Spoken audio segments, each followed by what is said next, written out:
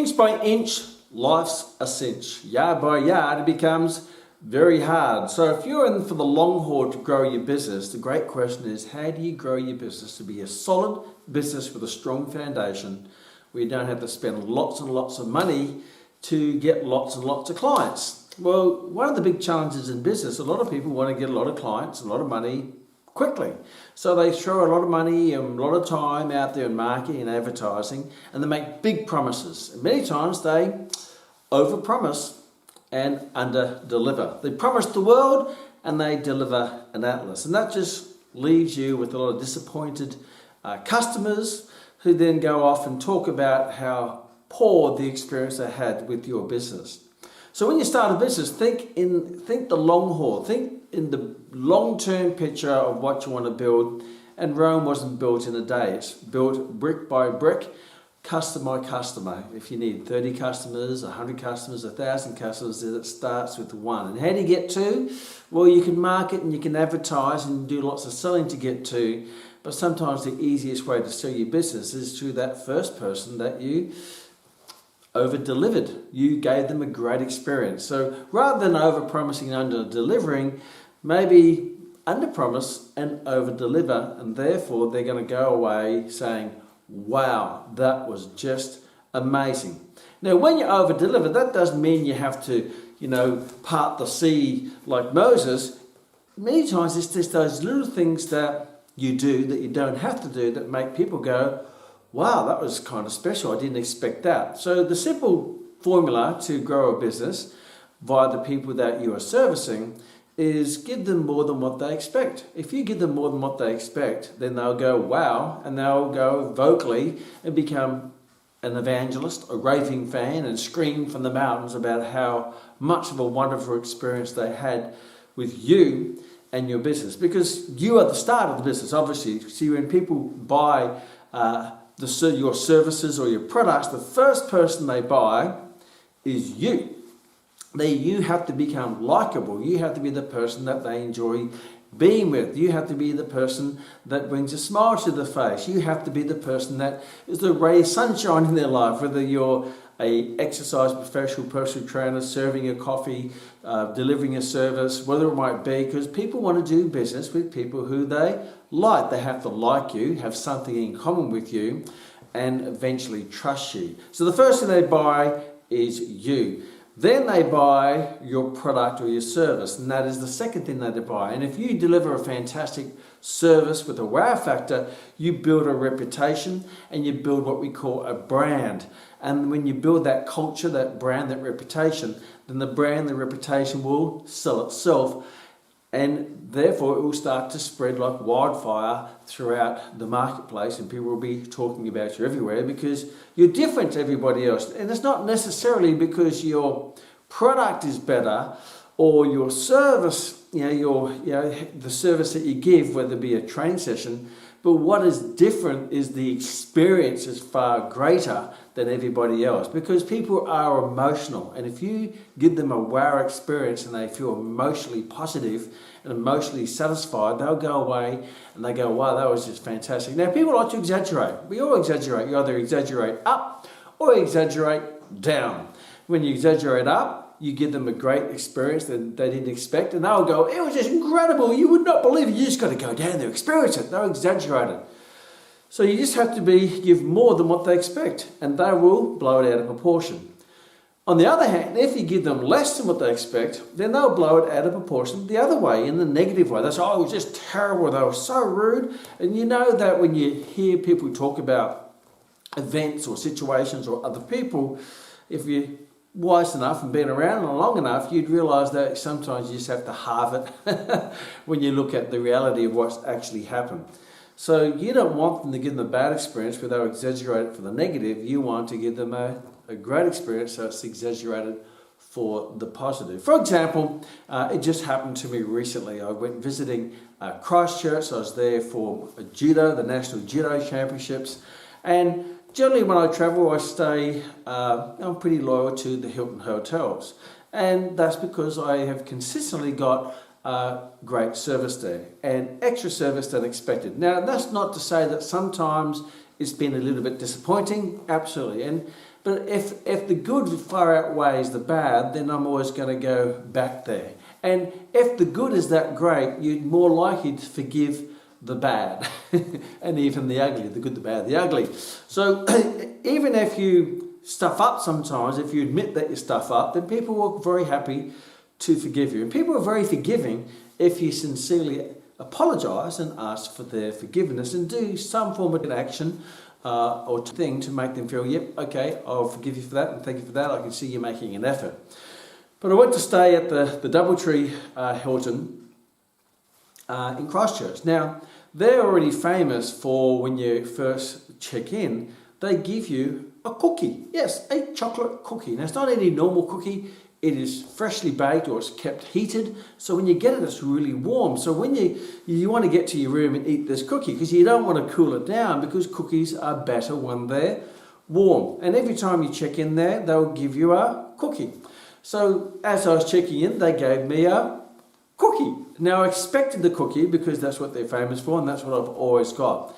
But however, no other hotel that I've been to has given me a cookie. Now most people, not everybody, most people like chocolate chip cookies, and you can have different flavours as well. But obviously they're famous for the chocolate chips. So I went to my room, and what's the first thing I ate? Is the cookie. Now, was I after a cookie? No. Was I necessarily hungry? No. Was I desiring a cookie before I went there? No. But when I got that cookie and I smelt the cookie, I couldn't help but to eat the cookie. Now, it wasn't a huge cookie. It was a good sized cookie, don't get me wrong. So I ate the cookie. Now, when I ate the cookie, how did that make me feel? Oh, that was so cool. So now that feeling of eating the cookie, that satisfaction, that warm, fuzzy feeling is now connected to that business. It's connected to the Hilton Doubletree. So when I think of the Hilton Doubletree, I remember the feeling that's attached to it. And that feeling was obviously the cookie. Now, in this particular time, they even went extra mile. I walked into the room, and what was on the bed, obviously you have the little towel. They put the towel in there and they wrapped it up and they designed it into a little animal. And I go, wow, how cool is that? Look at that, that's really cool. They made an effort to create this little animal on my bed. I think it was an elephant, maybe a swan. And I'll put the picture up for you to see it. And underneath that was a little letter saying, welcome back to the Doubletree Hotel. Yeah, that was fantastic. And they also put a little Belgian chocolate there as well. So not only did I get a cookie, I got this wow experience of them going beyond the protocol, beyond what is expected, and they created this great little wow experience on my bed. And I took a photo of it and I said, wow, now you may not be into that, but even if you're not into that, you will appreciate the effort that they took to do that.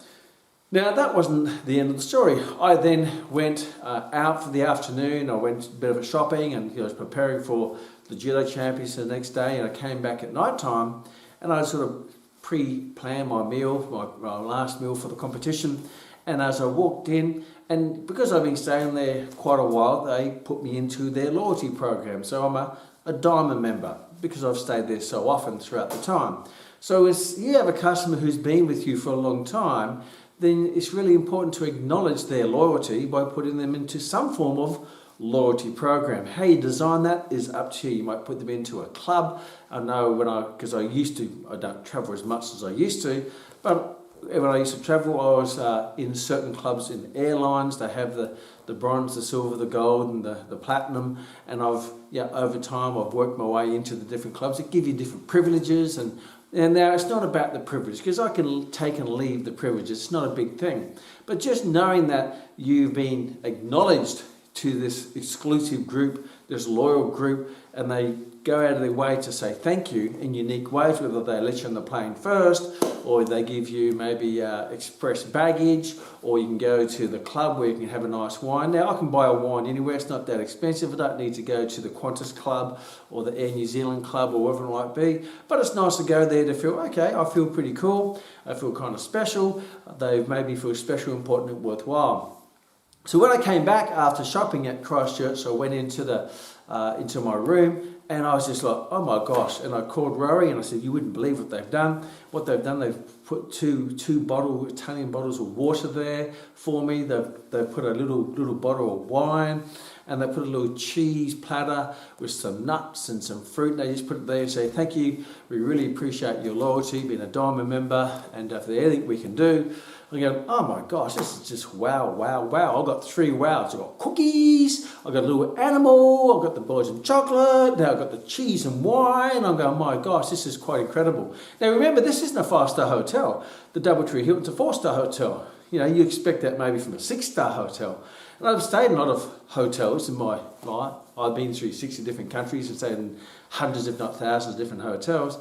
And this is probably one of the best, most memorable. And I've had many, but this is definitely the most memorable that I've had. What's interesting is that as I was out shopping, I got a text sent to me, and it was this, I think it was from, her name was Faye. Hello, Mr. McEvoy, it's Faye here from customer service. I'd like to say welcome back to the Doubletree Hilton. I really appreciate your loyalty. If there's anything you can do, please text me. And I thought it may have been a mechanical type thing. So I text back, hi Faye, how you going? How's your day? And we had this back and forth exchange. So whether that's a very smart computer who can actually, answer my questions, or person doing it, either way, I was quite impressed.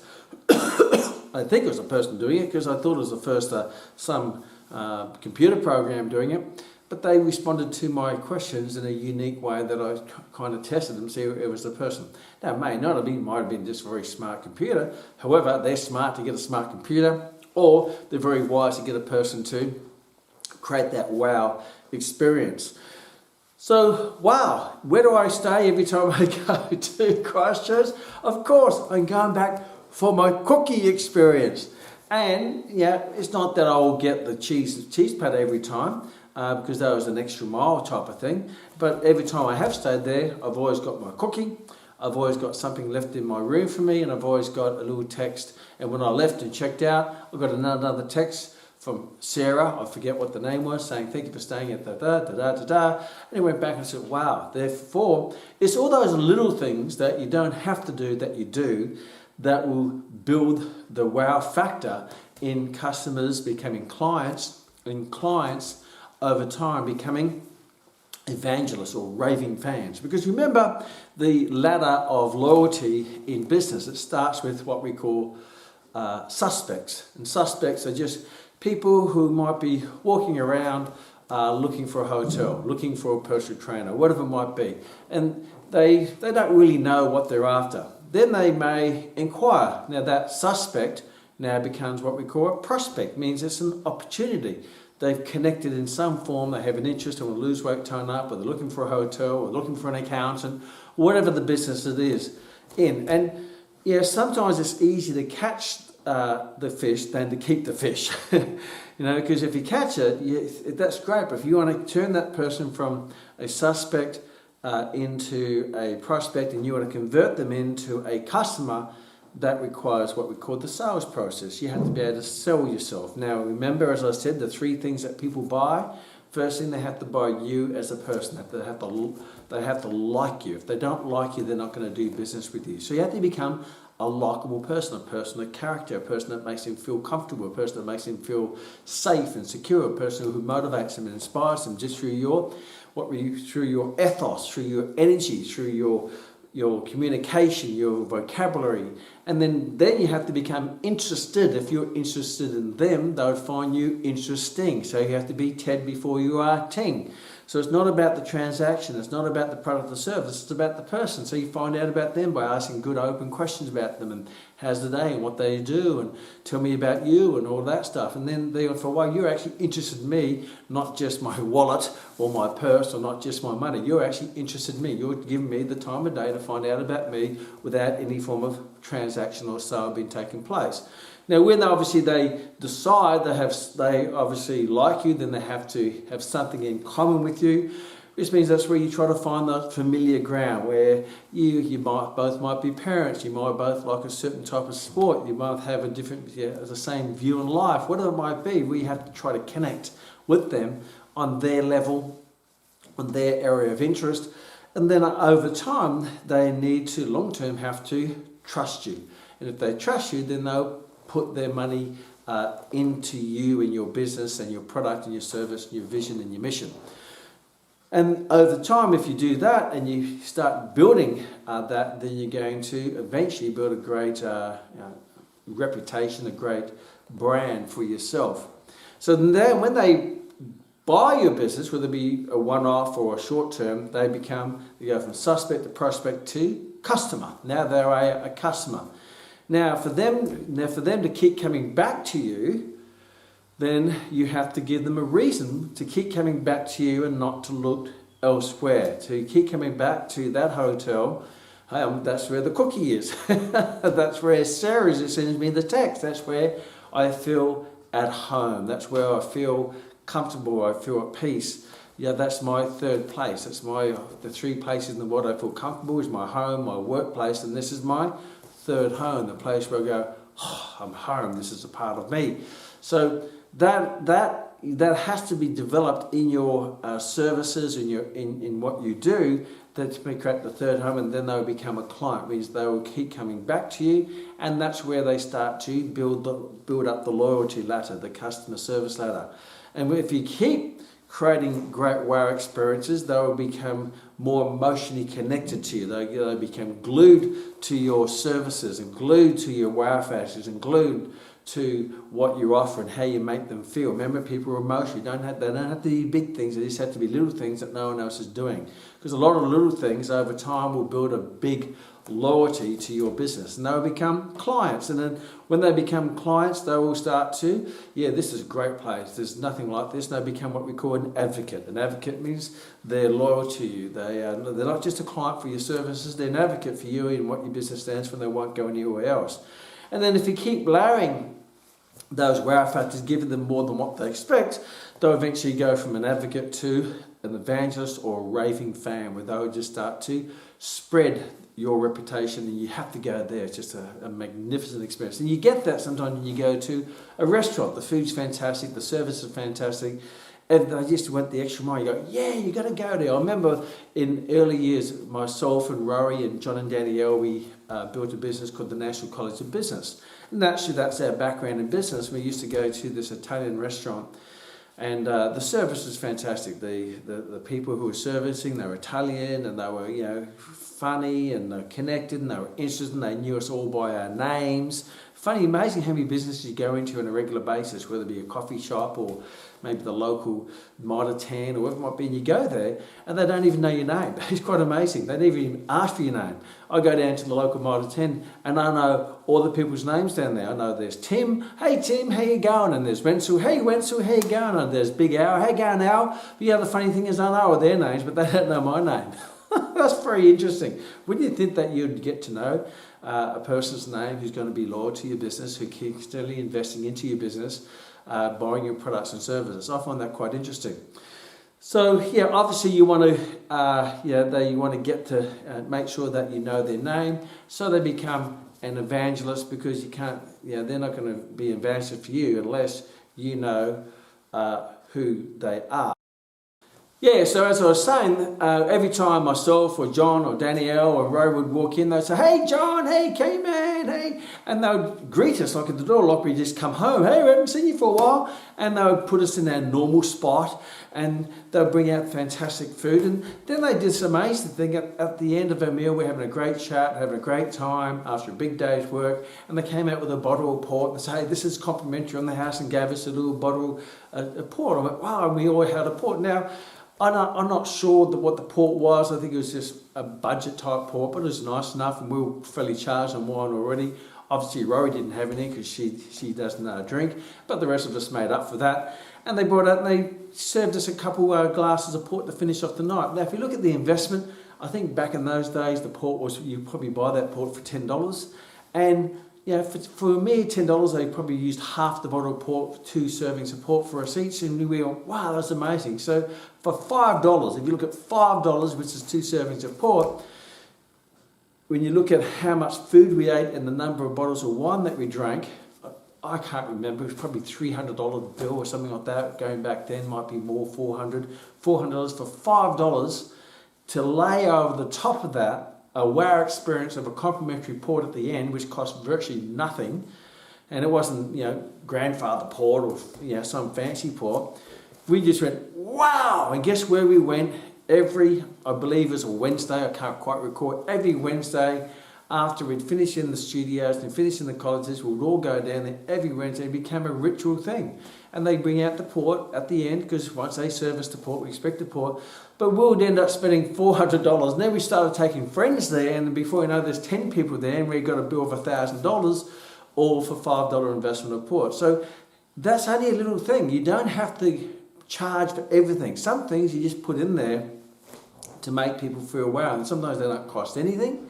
Sometimes they may cost a small amount. I know when I was an exercise professional, when I had a business called Gold Coast Personal Trainers, and over time we grew that into 4 personal training studios called NCF Lifestyle Coaching Studios, we started adding in lots of bells and whistles that didn't cost very much, that made people feel really special, important and worthwhile. Like we'd find out, we'd have a couch there, we'll put their favourite coffees and teas out and reading material. So after their workout, they'd sit down and have a read of their favourite magazine or the newspaper. They'd have their favourite, there's 5 different types of teas and 5 different types of coffees, so they can have their herbal tea or their organic, whatever it might be.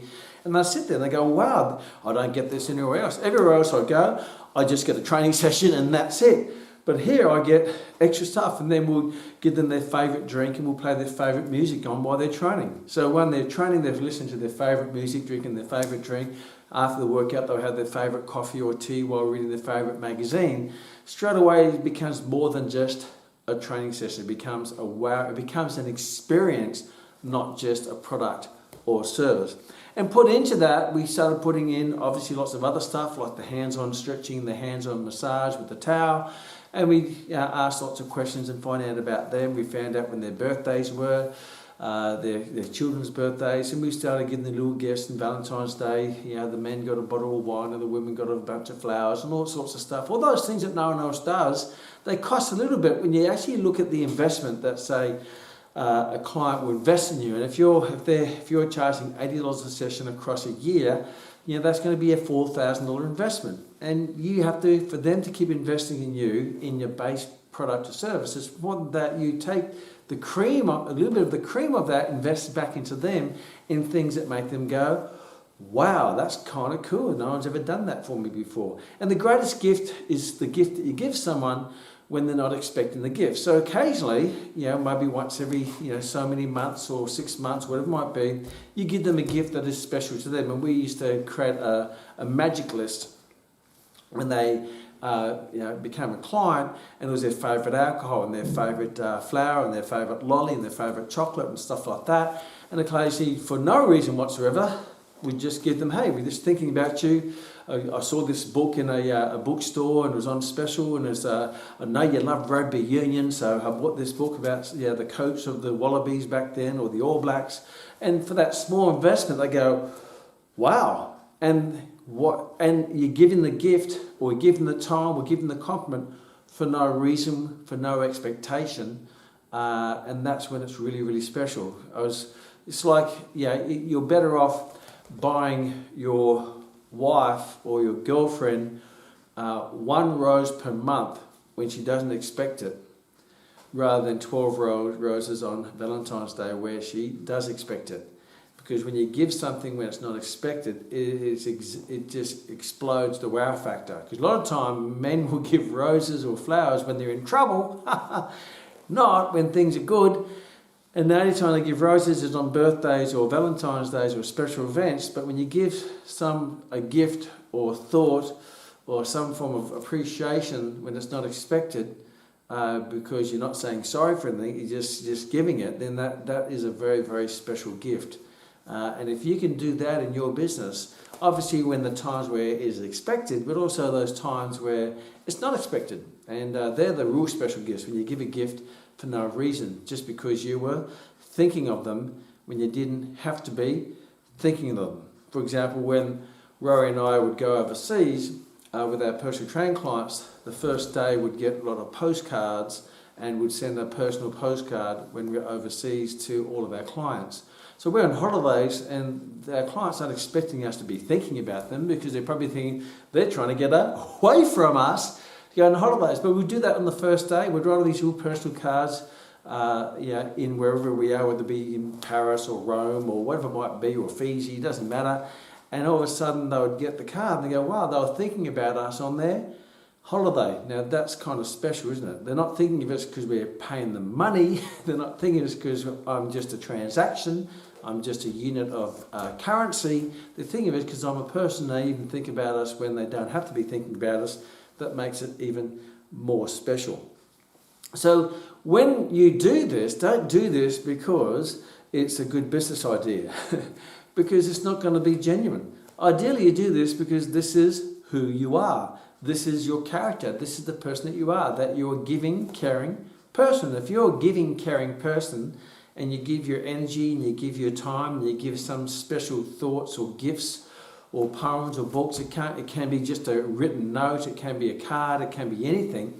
If you can give when it's not expected, then that person will grow your business for you, because they'll become an evangelist. And you do that because that's who you are, not because you're trying to trick them into becoming an evangelist. And I think it's really important that you do things because you're a great person, not just because you're doing great things for your business. Do it because of who you are. You may notice behind me I have my wall of champions, and obviously I love sport, I love business, I love life.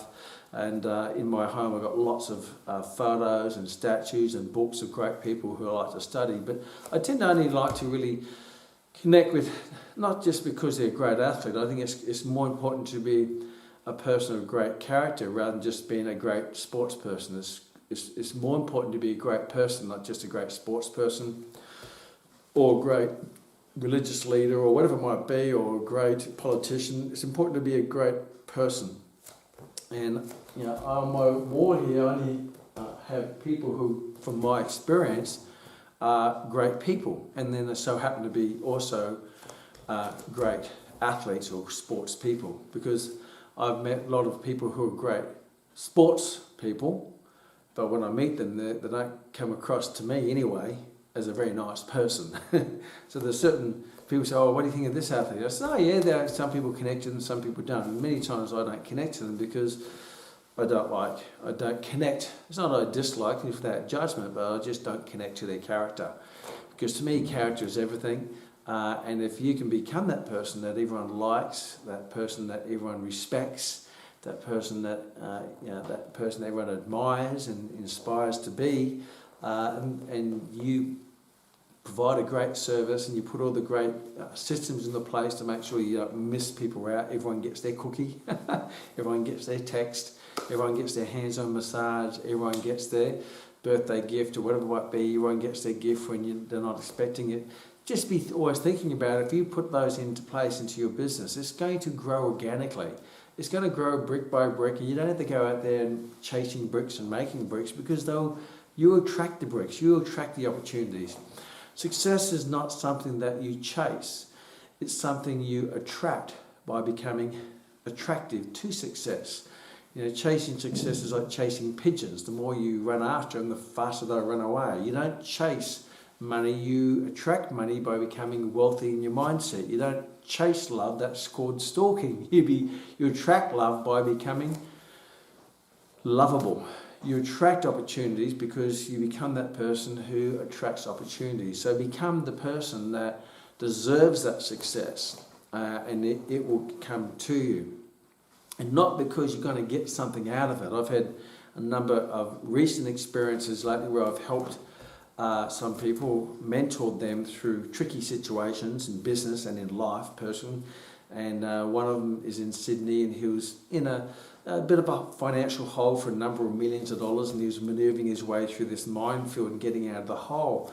And he says, "Kman, I'll pay you to mentor me through this situation. It's not just a business situation, but also it's affecting the family as well." And he's a father, and there was strain on the family, and the relationship was all in the hole, and the business in the hole, and all sorts of stuff. And I said, "Look, I do what I do because I want to do it, not necessarily because you're paying me to do it. That's not how I make money. There's ways I make money, which is my business and my enterprise, which is a part of me as well. But this is more of a sideline. The only reason why I'm going to help, because I want to help you. I always say, if you wouldn't do it for free, then don't do it for money, because that way you're doing it for the right reason." So I mentored him through over a period of time, we're going on a year now, and he's coming out of the hole, and things are far better than what they were. He just needed a little bit of wisdom from someone who's been through the holes himself and has fallen into those holes himself and dug myself out. And things are great now. But what was a surprise, I went to my letterbox the other day and I got this bottle of bourbon. He knows I love bourbon, and that's this gift that is very personalised to me. And he bought me this very, very rare bottle of bourbon. It's probably worth about $1,000. And I thought, wow, that's really special. Now, he didn't do that because he expected something from me. I acknowledge that he did that because there was thank you and being grateful. He didn't have to do it, but he did it. And that's the person that's doing good things for the right reason. And I said, hey, thank you so much for that, but I'm not going to open it until you're over here on a golf trip with me, and then we'll share it together, because it's not just about the bourbon, it's about the connection and the experience with the person. So it's not just about the thing, it's about the person that's most important. I have got another gift from a couple who I've been mentoring through their business now for 7 years, and they've grown their business from a small business now to quite a large 2-story building type business. They sent me this beautiful big thing, box all ribboned up and all sorts of stuff.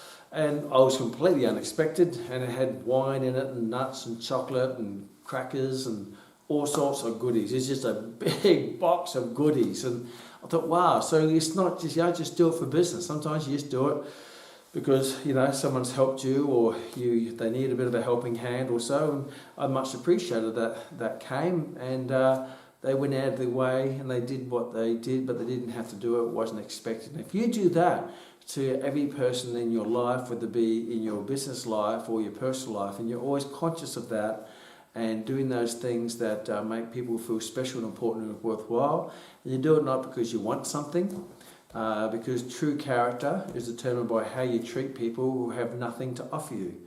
A lot of people are nice to people because they're going to get something off them, whether it be the 3 Fs, fame, fortune or fans, very superficial reasons. You do it because that's who you are. And if you do it for that reason, number one, you will always be doing it because it's in the cells of your body, therefore you never forget it, because that's just who you are.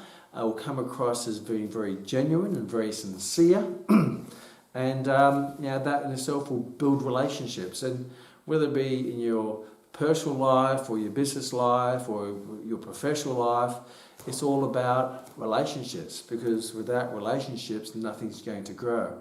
But it's a great business of 1,000 customers is trying to turn each one of those customers into an evangelist. And first of all, to do that, you have to know the person, who they are, and get to know them and find out what their likes and what their passions and what their loves and what their needs and what their wants are, and serve them, and then overlay that with that little bit extra wow factor where you give them more than what they expect. So to wrap it up, business is quite simple. Give people more than what they'll expect, and they'll go, wow, from the mountaintops to the world, wow, you've got to go and experience this. If you do that, your business will grow, your relationships will grow, your life will grow, and most of all, your character will grow. See you in the next Kmax.